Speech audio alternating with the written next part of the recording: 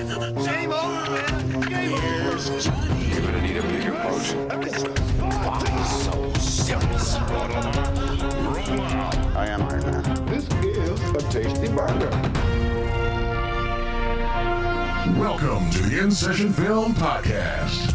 Hello, and welcome back to Chasing the Gold. I'm Erica Richards, and I have with me Shadan Larki. And it is post day after the Oscars, and we are so excited to talk about the ceremony and all the craziness. And well, there was only a little bit of craziness, but we're gonna get into it. And we're super excited. This is like our second episode officially as your hosts, and it's just the two of us, so we're kicking things off and very excited to continue this journey here with In Session Film. Shadan,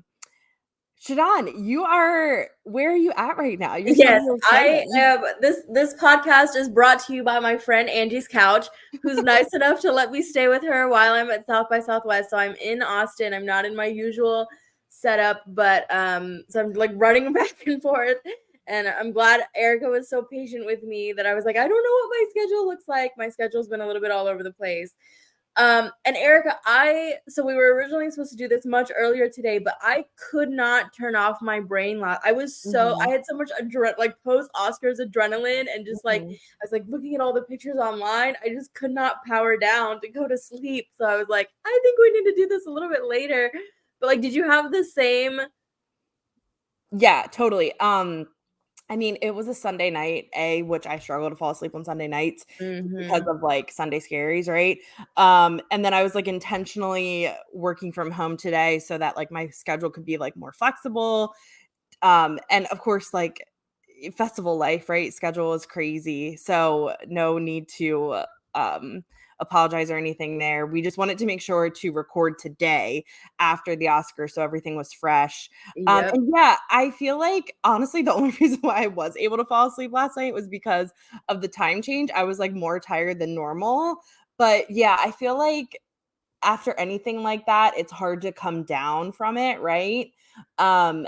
Like you said, where you're just like trying to like take in all the content and you don't want to miss any of the things, and you don't want to be the last one to see something. I know. And like, this is how much of a nerd I am.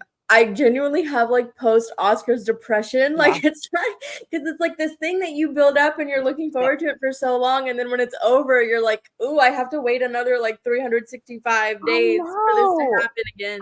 Oh, do you think they're gonna change and like go back to maybe like late February or a little earlier in March? I hope so. Me First too. of all, it is hard to have this like smack dab in the middle of South by Southwest. As much as it's fun because I get to like watch it with my Austin friends, and I normally don't get to do that. Yeah. But no, I think just the season feeling so long is like, it's harder on the industry too, because you have to like, there's more events, more parties, like just the campaigning is so much longer. Right. So I hope they change it. And I don't know about you, but I always have that feeling too, where I'm like, God, like I think back to like last year. Well, obviously we were both at South by last year, which was really fun and cool. And I think back and I'm like, Everything Everywhere All at Once was last year's win. Like that was the last one. That feels like 3 years ago to me. And I don't know, like why? Why? Was it just because the year of movies was so big and like the summer of movies was so big? Like I don't know. That just feels like honestly an eternity ago. No, it really has felt like a longer season. I don't know. Maybe also because I think Oppenheimer kind of locked it in pretty early. Yeah. So there wasn't as much of like a horse race of like, well, what's going to win? Like maybe if we would have had more like uncertainty, it would have made things feel like a little bit more up in the air, but it felt like just things got locked in so early and we're like, okay, this is our season. Here we go. Right. Yeah. I don't know. It just like, and I think I don't want that feeling to happen for like this next year, right? Like I don't want to feel like it was so long ago. I don't know. It seems like maybe if they switch it and make things earlier for like this next season, it won't feel as long. And then that'll like bridge some of the gap or something. I don't know. It just feels like like you said, it takes us so long to get to that next award season. So hopefully we won't feel that way. We should do a ridiculously early Oscar predictions for 2025, and then that way we'll start prepping early, and then we can look back at how wrong we were. Yeah, it's funny actually that you say that, because last night we just watched it, just me and my boyfriend here at home. We usually do a little Oscar party with a couple of our friends, but we couldn't make it happen this year, but so we just like ordered pizza and stuff and like hung out. But afterwards we were talking and he's like, what's even like coming out this year, like what's the big things coming out this year? And I was like, well, Dune is out right now, right? So like that I think is like strategic. They pushed it so it wouldn't compete with Oppenheimer, and it's hoping to win all the awards next year and everything. But and maybe that's what's adding to this feeling of like, I don't, because there's also uncertainty of like what's even coming out, what might be pushed even further. Like so many things have moved. So I wonder if that's also adding to this feeling of like no one really knows what's next to some extent. And like there's all this uncertainty too. I haven't seen any ratings data yet, but like there's also this uncertainty of what award shows are even going to look like in the future. Like they had the SAG Awards on Netflix. Like I wasn't as big of a fan of that experiment as a lot of other people were. Did you watch the SAGs? Like, did you watch I didn't watch it on Netflix. I kind of just like kept up with it online, if that makes sense, which I don't even know why. Like I remember thinking like, oh yeah, the SAG Awards are happening, I should probably tune in. And I don't know, I feel like I had something else going on, and because it wasn't like a prime time type of thing, like I think I just was like, oh, I guess I'll just see the list of winners later type of thing. So yeah, no, that's interesting. And as someone like I have all the streaming services, so it wasn't like oh well, I don't have that one or whatever. I just feel like it wasn't this like big anticipation moment where like I'm waiting for the Oscars to happen. I'm like watching the red carpet, so I like it's like the countdown to get to the showtime, you know. So yeah, I don't know. That's interesting. I guess we'll see, but I think the Oscars will be one that stays the way it is. I hope so. I always think about like, because obviously like the big dream in my life is like to get to go, and then I was like, wait, what if like they stop having them or something? I don't know. I know. But it's like, you know what, that should be our like what 4-year goal to get there for the 100th. We should like find a way to get there. That would be super fun. We need to like so I don't like, what do I need to sell? What do I need to do?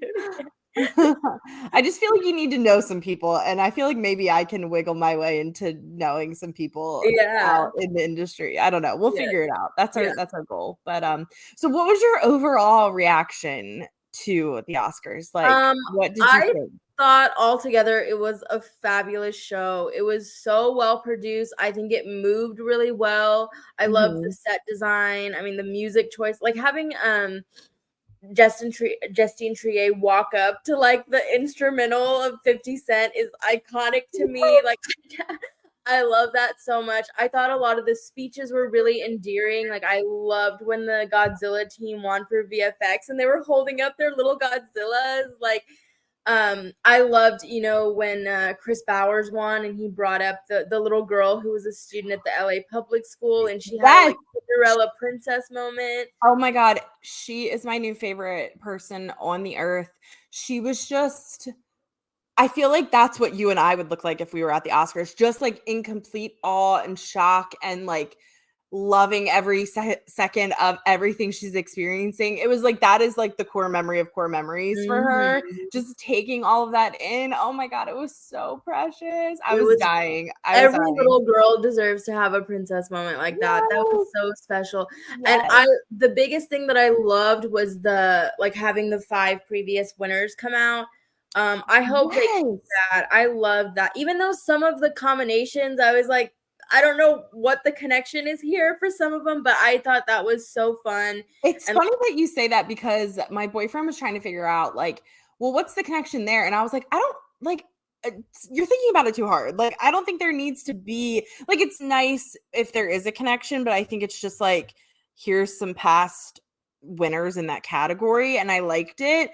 Can I admit though, I did miss the clips.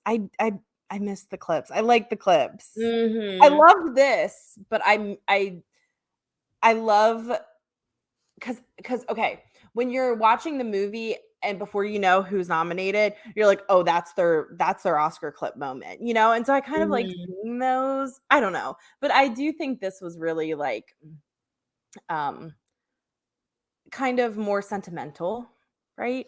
No, I agree. Okay. I do. Now that you say it, I'm like, darn, why didn't I have clips? Yeah, I miss the clips. I like the clips, But but it's interesting though, because there wasn't that much like fat on the show. Like maybe they could have cut a little bit of like the presenter banner. Some of it wasn't as like funny as the yeah, other ones, but yeah, it like they really didn't have much wiggle room in terms of like extra stuff. yeah. Honestly, my favorite presenter was John Cena. Can we talk about that? I found that to be genuinely hilarious and like done really well. And like John Cena, like he needs his rock, like, like the rock career because he's funny and he didn't break character. He was like good at like making that bit happen, which isn't easy, I don't feel like. Like some of the other actors were so awkward up there presenting. Yeah. No, he's so funny. He has He's so we do not funny. give him as much credit for his comedic Right. timing as we should.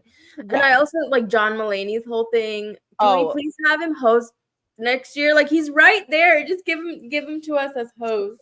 so John Mulaney is one of my favorite comedians of all time. I just saw him live this past fall. He was Oh, amazing, what was that hilarious. like? Oh my god, he's so funny. Like we're big fans of him. Like we like rewatch some of his stand-ups like all the time, and he was coming to like our local like like mall casino like arena place. And so it was like a really random venue. It wasn't like this like big crazy venue. So it was really cool because we got really good seats. We were really close. And he was just like you know how he is. He is that like obviously what his presenting, he just goes off on these like tangent type of things, which Mhm. I just love and I think is so funny and not easy to do and like keep people engaged and involved, and he's so good at it. Yeah, I want him to host. Like Jimmy Kimmel's fine. Like I'm kind of in like whatever about him. Like I don't have strong feelings. Like he's fine.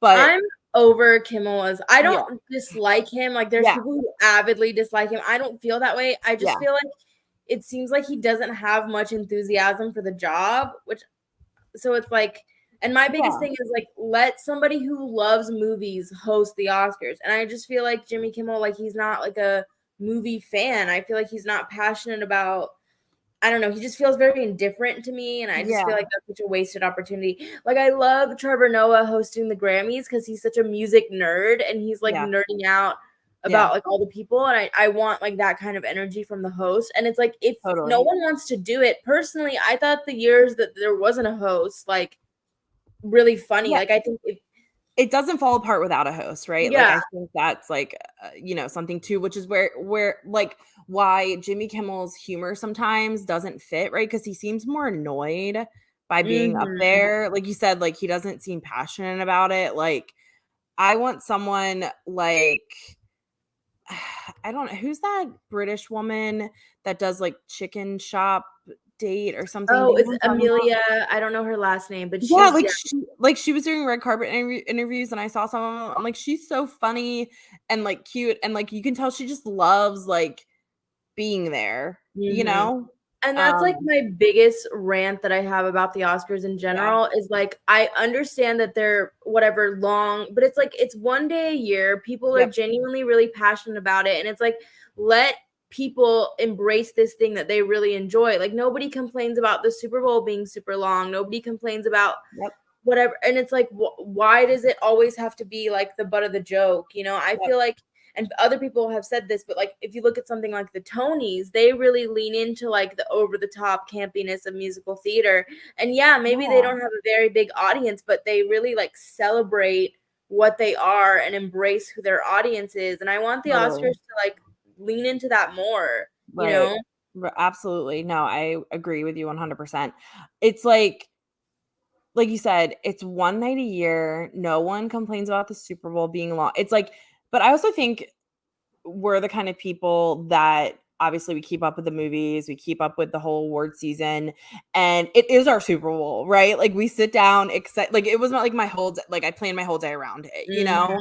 And I think that has something to say, like, with society wise too, right? And like we were talking about how maybe the Oscars was going to be different this year because so many people saw a lot of the movies that were nominated and the Barbenheimer of it all, right?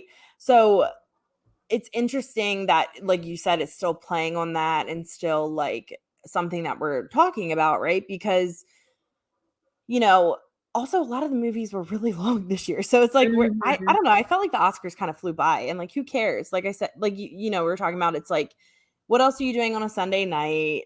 You know, you're tuning in to watch this one day a year. And you know, I don't know, I do feel like, you know, how we were talking about how don't treat the Oscars like it's a sports competition or anything, but I find myself, and I'm a big sports fan myself, so like I am not at all here making fun of the sports people, guys, girls, theys, thems, whatever, like being excited and reacting because you know I am you know the Oscars is starting and I'm like on my couch literally like cheering like yes, oh my god, I'm so excited, like I can't wait, blah blah blah. And then I did find myself being that sports person like we talked about, where when things were announced I was making reactions, like I was making reactions to plays or scores or you know penalties or anything that happens in a sporting event. I really was treating it like that. And I found myself, and we can get into this now, but this was mostly when Barbie wasn't winning like some of the production awards that I thought it was going to win. And again, like not a competition. I'm not upset that Poor Things won. I'm upset that Barbie didn't win. Right. So like I said, we can get into it, but it's like I did find myself reacting in those ways because I like am having an emotional reaction to this thing I was invested in, right? And that's really what it is. So Yeah, and this is like, remember last episode we talked about sort of our biggest Oscar wishes, and mine was that they spread the wealth, and they didn't, yes, because we they only didn't. had 3 movies that won multiple Oscars. It was Oppenheimer with 7, Poor Things with 4, and oh my god, the foreign language winner.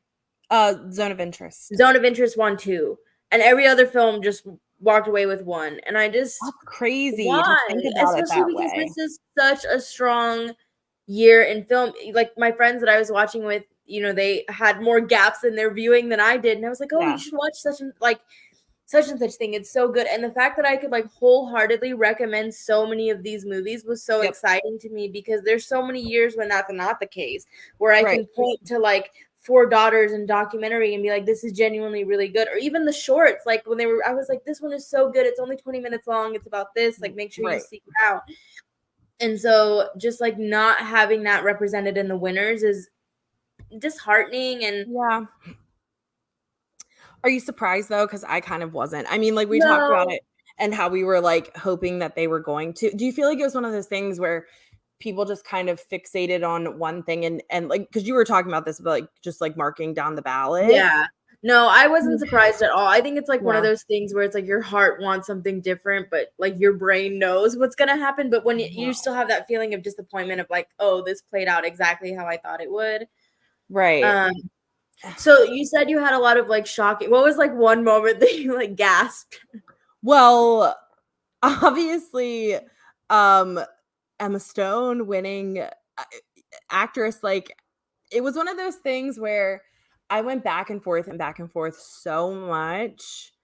And I ultimately landed on Lily Gladstone because I thought, and this might be the wrong way to say this, but I think you'll understand. I think the Oscars wanted that. Like I could see them like wanting to give Lily her moment, and that being the motivation behind it. Again, super deserving performance, but I can see them being like, you know, this is a big moment for her. And like, and they very much did lean into that, though. There was very much of like what history could happen at the Oscars, and like that was part of their selling point. And for a second, I've like during the show, I thought, oh my God, are they flipping it again? Where they were gonna like, I thought they were gonna announce picture and then do that, like how they did the year with Chadwick. Yes, thank you. And I thought, "Oh gosh, they're gonna do this. What are they doing?" And then I realized they weren't doing that. Mhm. And, I mean, I just look, I adore Emma Stone. That performance is brilliant, also super deserving, obviously. I think it's just, again, how we talk about the awards shakeout and what we think is gonna happen and how we think things are gonna go. And I think I was just, like, playing the math game and playing the predictions game, and I just was like, I still think Lily's gonna take it. I don't know, but then I really it was that thing where I was just going back and forth, and I was like, no, I mean, Emma could take it. She could easily take it, right? And I think you could see the shock on her face when it happened, Absolutely, like, yeah. the absolute, like, stunned, like, I feel like she was stunned, and then I was also playing it back, and I was like, was she also freaking out about her dress? Because obviously she's freaking out about her dress, and was she also having that reaction because she knew she had to go up there with this, like, broken dress in the Broken back, dress, whatever. yeah. But I think she just was, like, so overwhelmed with all of the emotions, right? And it was a really sweet moment. Like, I think she just, like, when she said the thing about, like, the other woman she's nominated with, I, like, genuinely felt that. Absolutely. Um, you know what I mean? Like, I feel like she was so emotional, but, like, heartfelt with her reaction. And I just adore her. I'm super happy for her.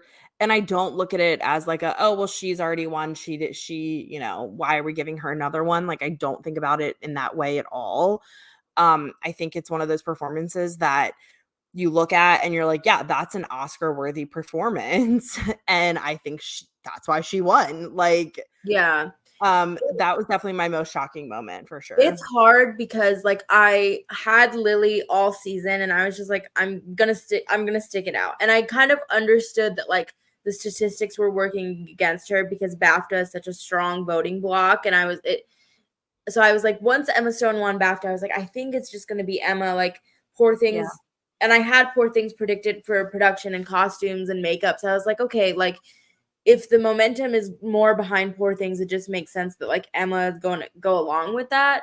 Yeah. And but I just, like, I kept Lily because I was like, and I'm a very sentimental person. Like, you know this about me. People who Yep. are gonna listen to this, like, that's like my number one. And I just felt like they're gonna want the moment. And, like, after that SAG speech and seeing, like, the reaction that she got from her actors, like, I just felt like it's gonna be Lily. And I'm just really sad because I would love to say, like, Lily's gonna be back, and if there's any justice in the world of film, like, she will be back and she will be Yeah. in that room again. But just knowing, like, the way Hollywood is and, like, the fact that there aren't that many roles for, like, Indigenous women, it's like, I want to believe that this is gonna lead to bigger and better things for her. And I know she's already booked some lead roles. She has a show coming out in April. Like, maybe she'll be at the Emmys. Who knows? It's like hard for me to believe because I've been burned so many times. And I mean, we all have. Like, we know Right. what the industry is. So Yeah. it's Well, like with like you said, it's like what is the next role that puts her back in this right. category Yeah. and at this level? Like, we can only hope, right? But that's why I think that's why people feel a certain way about it, because it's like, well, this was her chance. And like, Mhm. that thing of like, they're not saying she's never going to get a chance again, but saying like, this was the chance for her to win it. And I think Right. that Yeah. did I feel a little bit of disappointment for her? Absolutely. But then I also looked at her reaction when they put the camera on her, and she was genuinely happy for Emma. She And, was. Yeah. it's Yeah. that thing where it's like, I just want everyone to have fun. Right. It's like that. I watched the Mean Girls musical to fall Yeah, asleep, which, like, if you haven't seen it, you're not missing anything. But, like, it reminded me of, absolutely. like, Yeah. the breaking the tiara thing of, like, can we just break the Oscar? Yes, I was thinking that too. And I was trying to think, somebody gave a speech last night. Who was it? Where they said something about like, I wish I could give a piece of this to all of you or something. I'm trying to remember who said that. And I was like, Mm, oh, they're having like a Mean Girls moment right now. Was it Divine? Was it her speech? I don't remember. I can't remember. But I was really excited about her. Divine Joy Randolph winning. I thought That was an amazing speech. That I cried like all the way from when because her reaction when Lupita was doing like her supporting actress spiel was so beautiful. I started crying then. I cried all the way through the speech. Yes, I did too, honestly. And it was such like a perfect way to kick it off because that award was so early. It was like such a good way to just like kick off the night, I felt like, especially because like that was someone everyone was like rooting for so hard all season.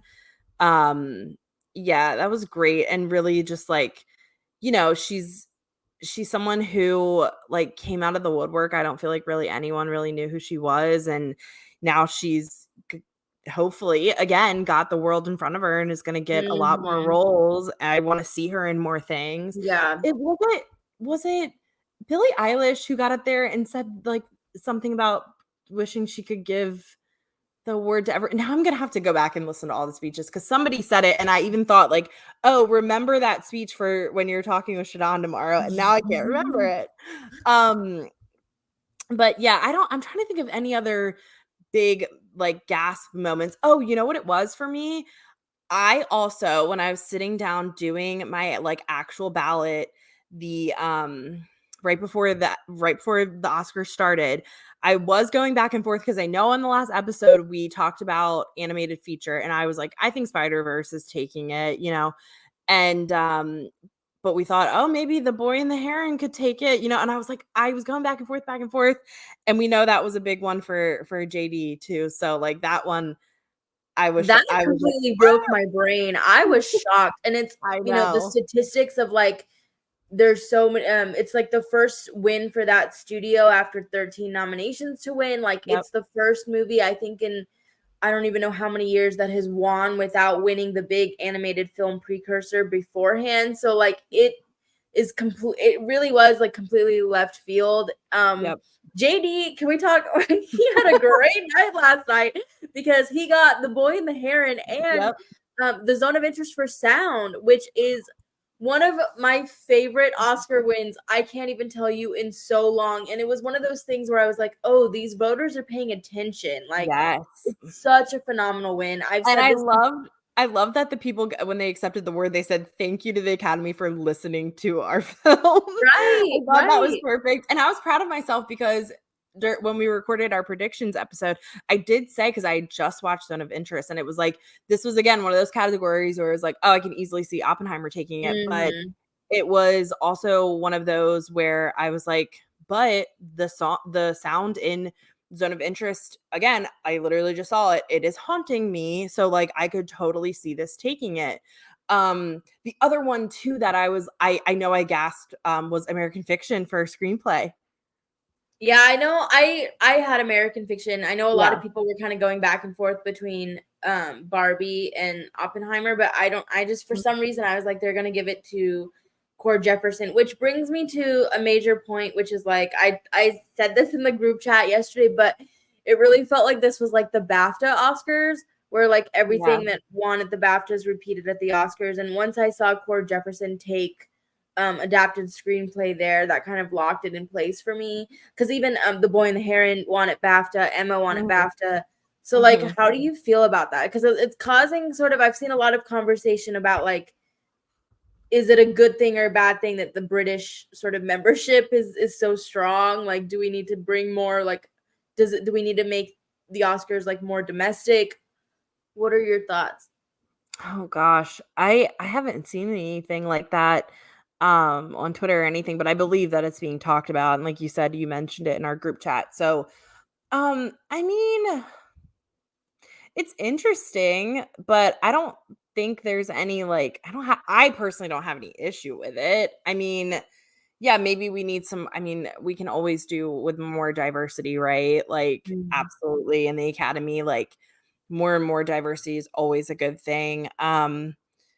I don't know. That's interesting. How do you feel about it? Like, I don't have any strong feelings about it. I don't feel a particular way about it. I just think in the future I'm going to be looking at BAFTA more for my predictions. Definitely. Yeah, which is interesting because BAFTA did not go for Everything Everywhere All at Once last year at all. So they had an off year last year, so maybe they're like, we need to make up for it this year. What won BAFTAs last year? I don't remember. What was like the big British movie that was up against Everything Everywhere All at Once? I don't remember. Okay, I'm gonna look it up. But Yeah. and one other point that somebody brought up that I thought was interesting was they were saying that maybe like the actors went more for Lily, and then you had more of the craftspeople kind of go for Poor Things more and go for Emma. I can totally see a scenario where that was the case.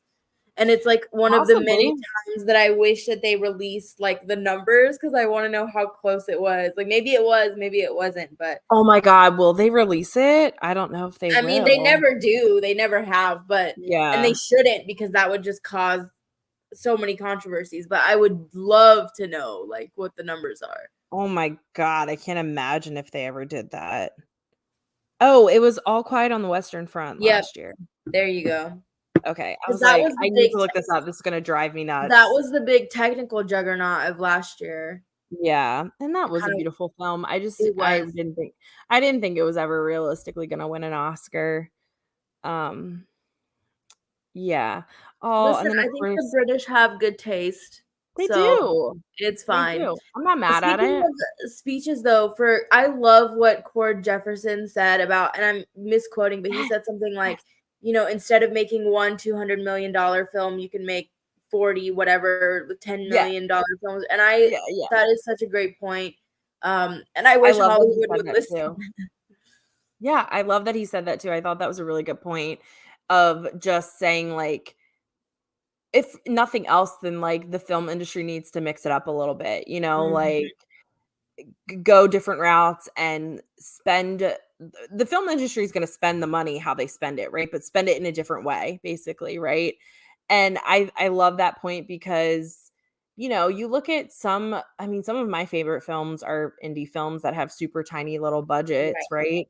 And so much can be done still, you know, and I also think that makes more space for, you know, like we were talking about earlier, like more diversity, like more options for diversity with diverse filmmakers and, you know, writers and actors. And I think by doing those, giving more opportunities to more people is basically what he's saying, right? And I think that is truly the answer. Like, and we're always something like Godzilla, just like this tiny movie that was beautiful, made a ton of money, and won the Oscar for visual effects over the Marvel juggernaut. Like that's great. And it makes me think of like Barbenheimer of like, I hope that studios are going to learn the right lesson from this, that it's like, we didn't go see Barbie necessarily because it was based, I mean, maybe we did, but that it was based on this thing that we knew, but it was more about like an event and like going with our friends and dressing up and like being a part of the conversation.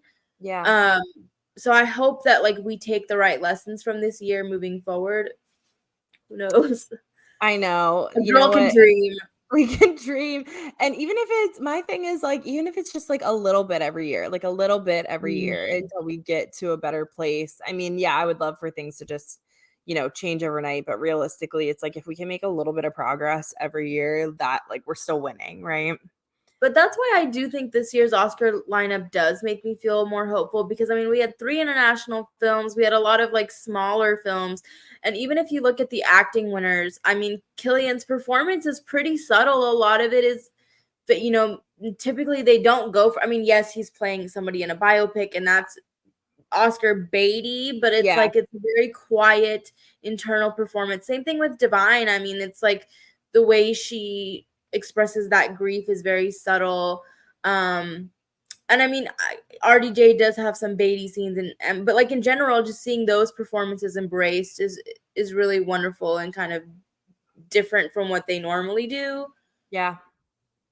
They weren't these like out loud performances this year. Like, yes, they were obviously like main characters or, you know, supporting characters, so they're important to the stories that are being told, but not only that, but like also like, yes, Cillian, of course, right? But then look at the other nominees like Paul Giamatti. I also feel like that was like, could have been a performance that could have been, honestly, that could have been a movie that could have been overlooked completely. And it wasn't. It was so loved by so many people.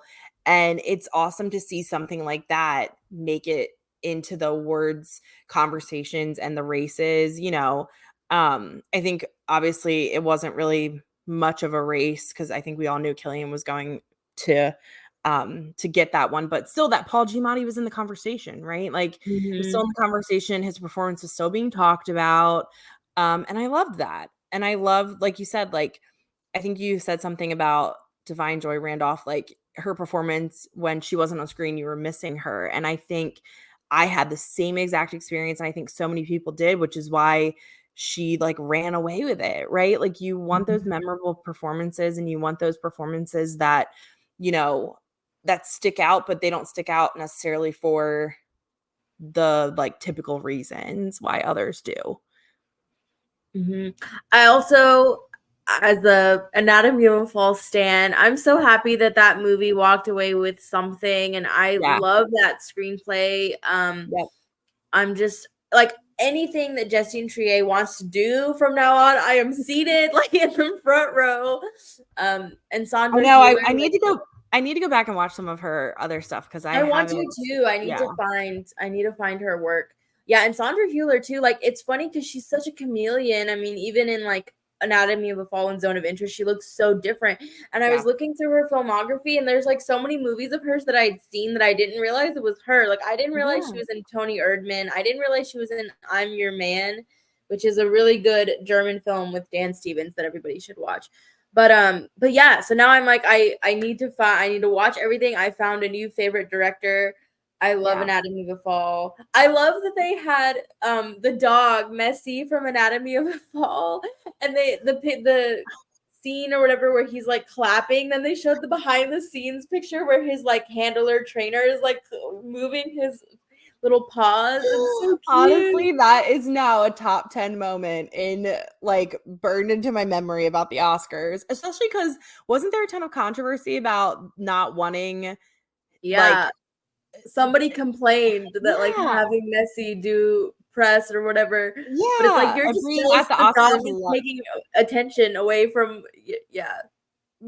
being at the Oscars lunch or something, I think was the complaint or whatever. And it's like, okay, first of all, that dog gives an amazing performance, a very memorable performance.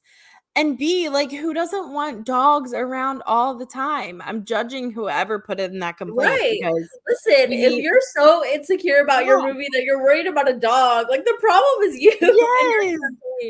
Yes. Yes, absolutely. Absolutely. No, I love that. That was a huge moment for me. I was just eating it up and loving it. More dogs all the time, especially at the Oscars. Can we talk about the Ryan Gosling of it all? Of course we can. Of course we can. Ken E-N. K-E-N. The energy.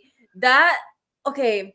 The fact that like Ryan is like on the level of like outperforming major pop stars is crazy to me. And like I saw this tweet that was like God made man and then he made Ryan Gosling as an apology. Yes. And I'm like, that's so incredible. It's like the perfect combination of like charming, serious, and absolutely hysterical. And like he just went for it. Like he was like, this is my one night. I'm gonna do it. He's so good. Like I forget that he can sing. Like I know he can sing, and then I forget. And then when he's singing, I'm like, he can sing. And it was just so fun. I loved the like,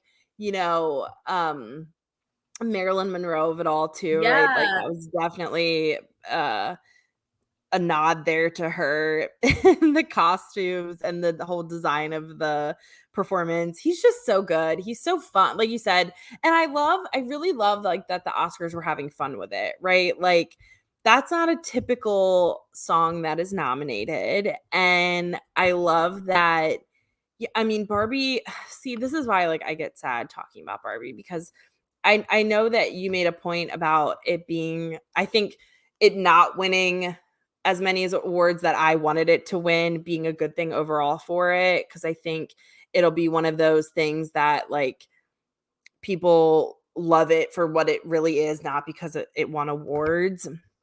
But I still have that moment where I'm like, I wanted it to win awards. But anyways, but yeah, I don't even know where I was going with that, but I love that it was still included in like something like a category like best song, that it's not a song that's serious. It's not a song, it's a very silly song, but that people loved it so much and leaned into just like that movie taking over the year.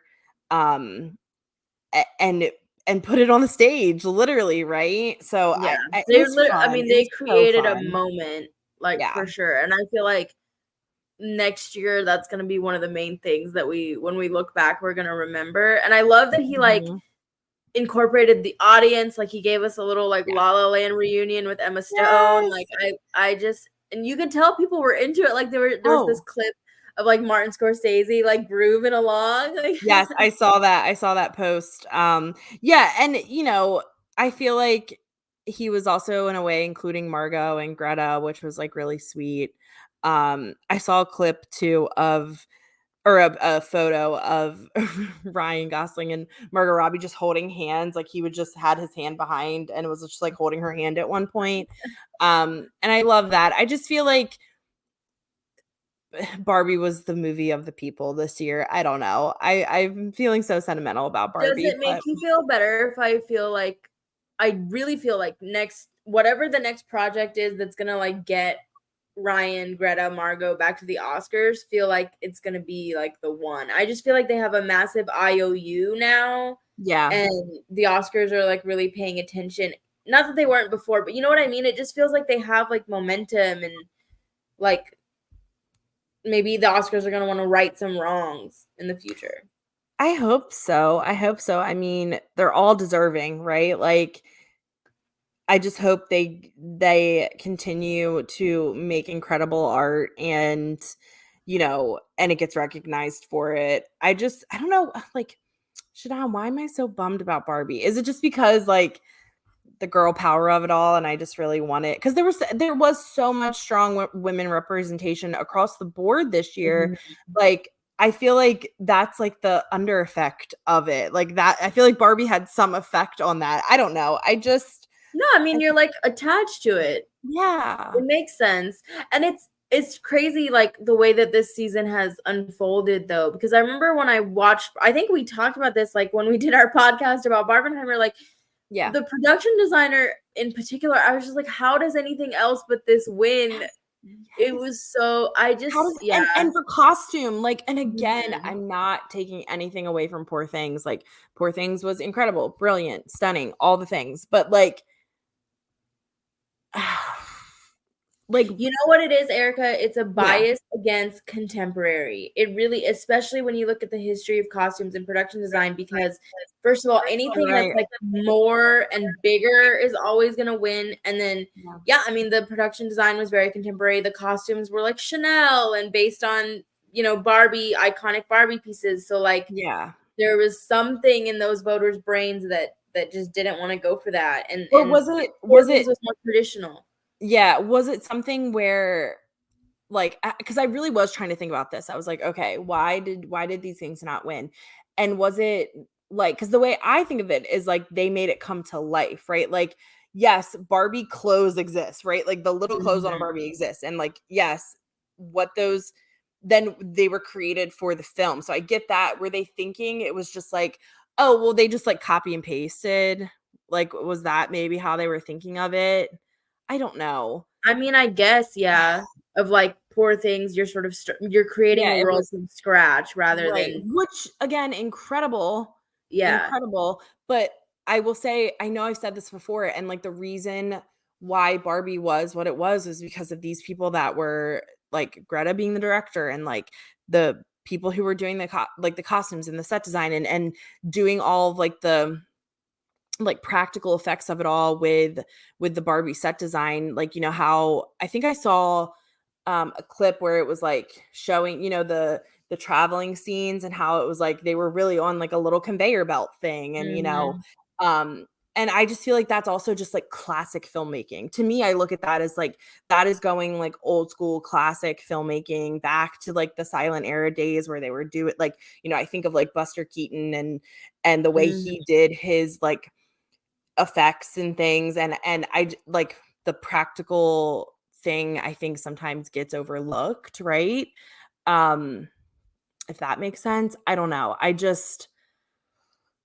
think it was also one of those things where I felt like I was having to like defend Barbie because it was like I also kind of knew in the back of my head it probably wasn't going to walk away with much, and how we talked, it probably wasn't going to walk away with more than a song, which is what happened. And I think I was just like really pulling for it and defending it and fighting for it. I don't know.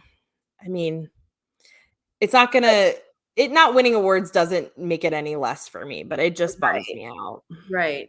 At the end of the day, unfortunately, I think people were like, it's Barbie, and like there's a bias. And this kind of goes back to my point about the Oscars. I think anything for some reason that appeals to women is just not as seen as like highbrow and as serious as other things. And that's really unfortunate. But I Yeah, think that's just the yeah. reality of it. Yeah, I think you're right. What have we forgotten to talk about? What else is there anything that, you know, we've missed or big moments? I don't feel like there's any big moments or anything that we missed. I think the Um, other performances, even though Barbie kind of got most of the attention, I think the other performances were really strong. I loved the Killers of the Flower Moon oh song yeah. in that performance. Like it was so beautifully shot, and Yeah. I love that like we got to see that on TV, and that's gonna be in homes like all over the world. I think that's so freaking cool and beautiful. That was really cool. It's funny, I think it must have come back. I think all the song performances came back from a commercial break. So I think I was like up and like in my kitchen, like refilling my water or something. And I was like, my boyfriend was like, "Oh my God, get in here. They're doing the thing from Killers of the Flower Moon." I like ran back in to like see the TV. And yeah, that was a really, really cool moment. And he was like, "They're doing it." I was like, "Well, yeah, it's nominated." Like he's like, "Oh, it is." Like he wasn't paying as close of attention to like I'm like, "Well, the only songs that get performed are the songs that are nominated." So that was really cool too that was one that was still celebrated. Even though I think we obviously all knew the winner what was going to walk away with it, but it was still fun for that to have its moment, like you said.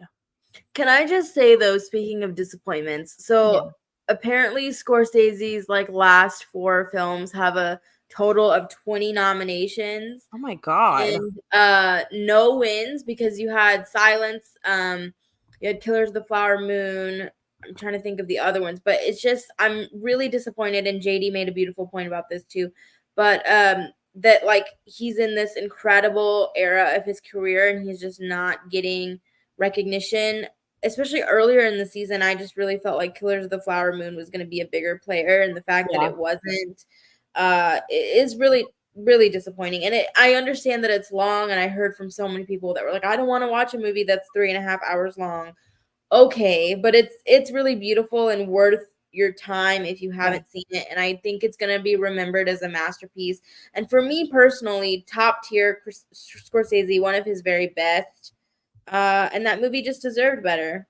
So I agree. It's funny that you say that because my boyfriend is a huge fan of Marty. That's what we call him in this house. We call him Marty.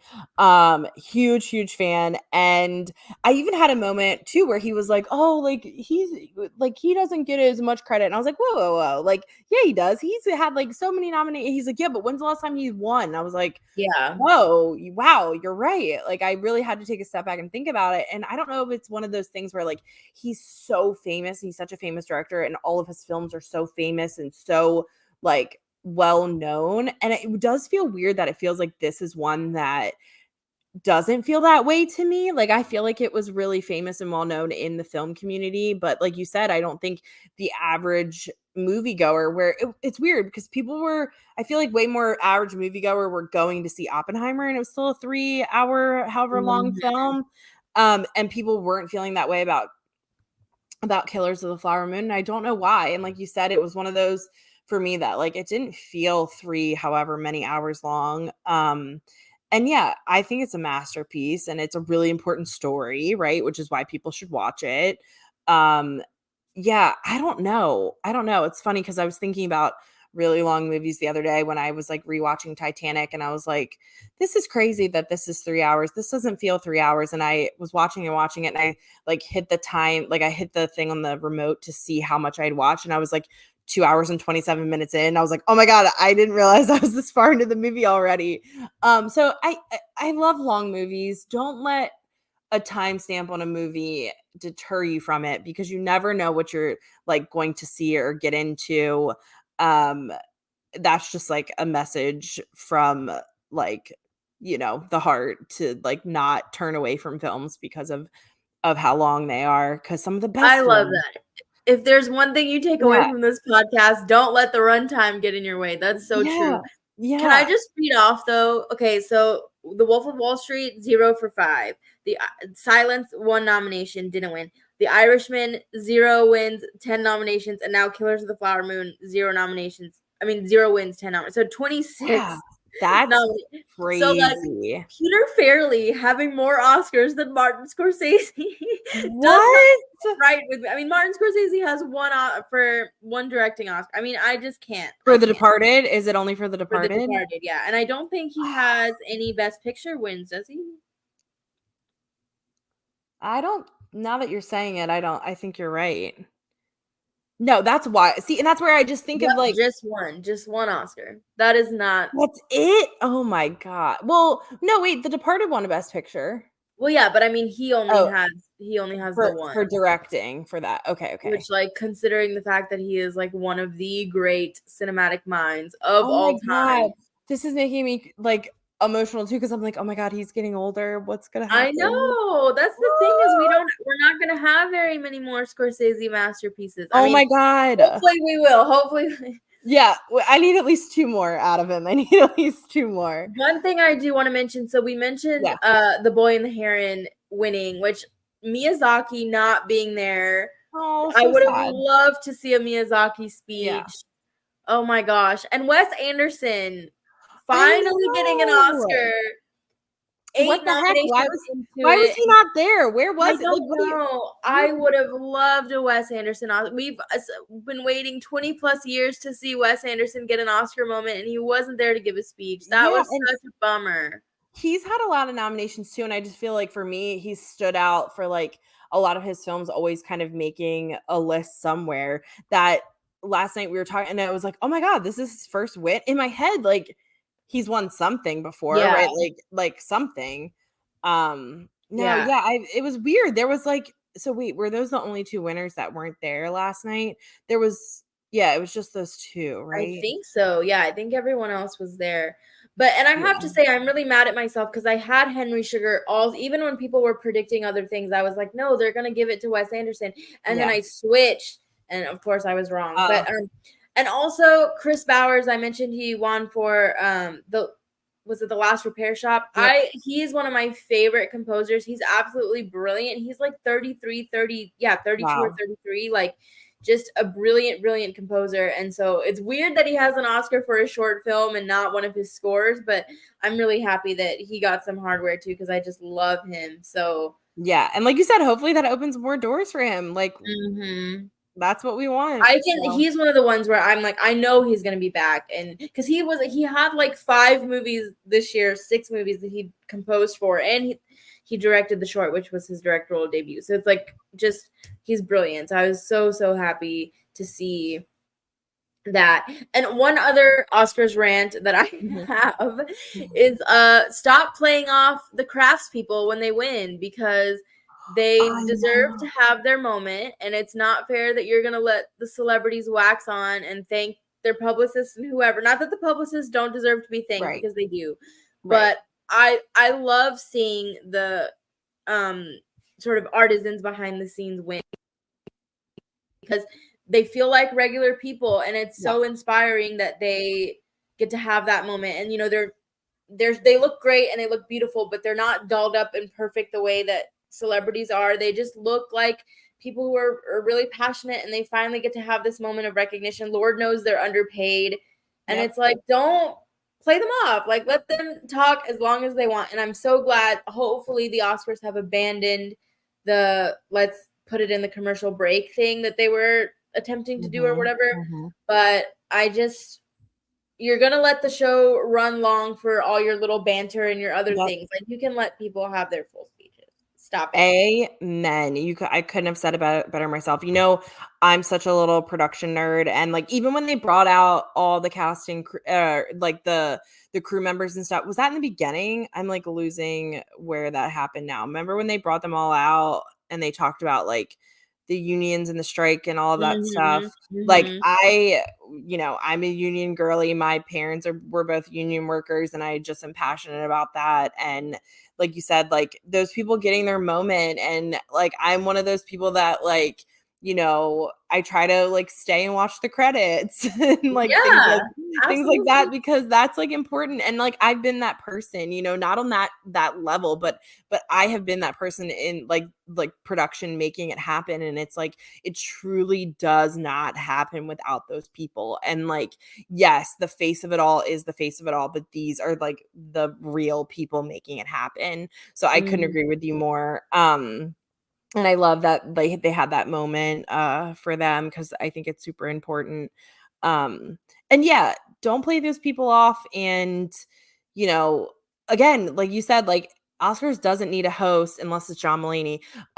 Cut out the host and give more time to the speeches. I don't know. There's always a way I to completely agree. figure it out. I So also thought it was I loved the like Emily Blunt, Ryan Gosling banter. I thought that yeah, was so cute. that was I just cute. thought it was weird how they were like, let's honor the stuntmen. But for a second, I was like, are they going to announce a stunt category? And then they did it. Okay, you know what? Let's talk about this really, really quick, because so I thought that was gonna be some type of like advertisement for their new movie coming out where Ryan Gosling plays a stuntman, right? I was like, oh, Right, this is gonna be cute. the Fall Guy.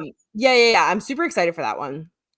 But I was thinking about it because like my boyfriend and I, we started talking about it last night, how there should be a stuntman category. And then I was like, wait a minute, how would this work? Because the stunts are so well done in the films that we don't really even like, we know that they're stuntmen doing the whatever thing, right? But how would we be able to like, I mean, obviously I know the people that would be voting and giving the award to someone would be people that are in the craft themselves, right? Mhm. But I just don't, how would that work? Like as an audience, like person, like, because when I'm watching it, even though I know like, oh, that's a stunt man doing that thing, it looks flawless in the final edit of the film. I don't Yeah. know. I just like, how do we celebrate stuntmen is my question.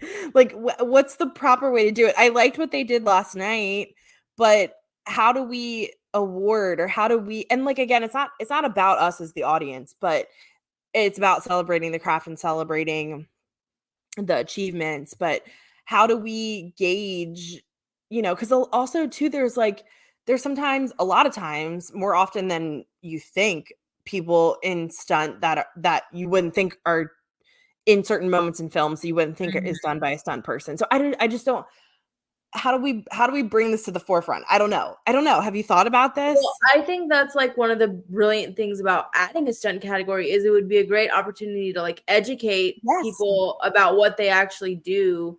And I know a big part of stunts is not just like having stunt doubles, but also just like training your cast to be able to Yeah. mirror them and fit in. I've interviewed like a lot of stunt coordinators and they do like things that you just wouldn't think. Right. No, So I love that. But then, yeah.